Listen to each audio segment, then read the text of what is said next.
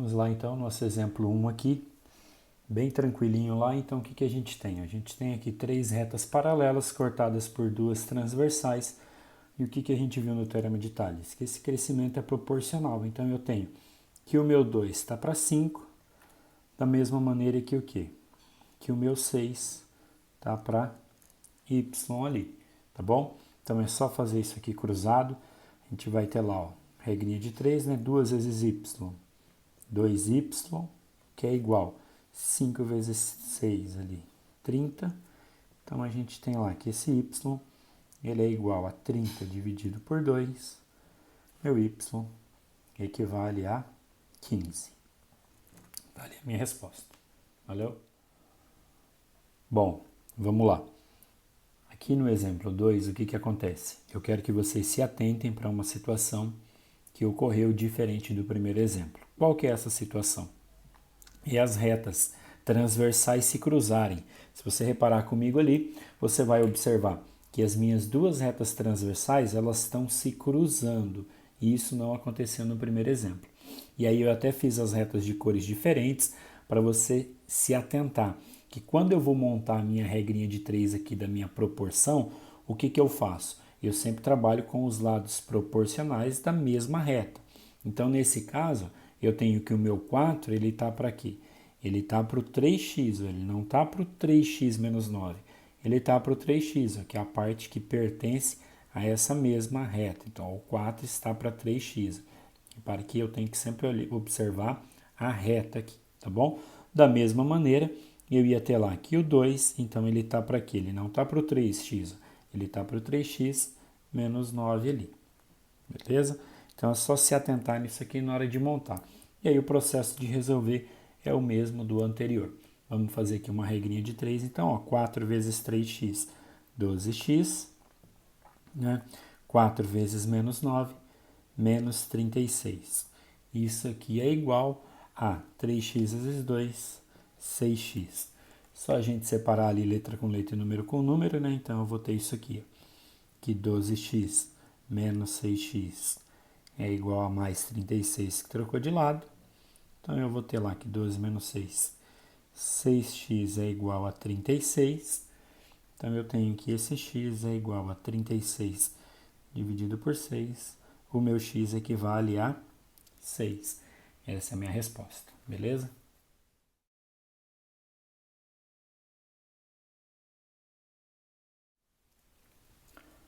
Vamos lá, nesse exemplo aqui, você viu anteriormente aí a imagem dele, né?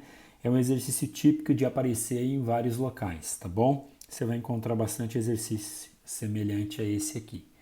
O que ele fala no exercício para mim? Ele fala que tem 3 terrenos que fazem frente para a rua A e para a rua B. Ele me dá esses valores, ó, cada terreno na rua A tem valor de 20, 30 e 40 metros, e ele quer saber quanto que vale esse terreno na rua B. Então ele quer saber quanto que vale esse pedacinho, quanto que vale esse pedacinho e quanto que vale esse pedacinho. Como eles são diferentes, então a gente vai chamar um de X, um de Y e um de Z. Então eu preciso descobrir quanto que vale o X, quanto que vale o Y e quanto que vale o Z. E aí você vai olhar aqui dentro do exercício, o que eu tenho aqui? Eu tenho um conjunto de retas paralelas, correto? Então essas retas aqui, todas elas são paralelas, cortadas por duas transversais. Ele só inverteu a posição ali, tá? E aí, como que eu determino o valor de x, de y e de z? Se você olhar isso aqui, você vai ver que se eu for montar uma regra de 3, eu ficaria com isso aqui, ó. 40 está para 30, x está para y. Eu teria duas incógnitas e não dá para resolver.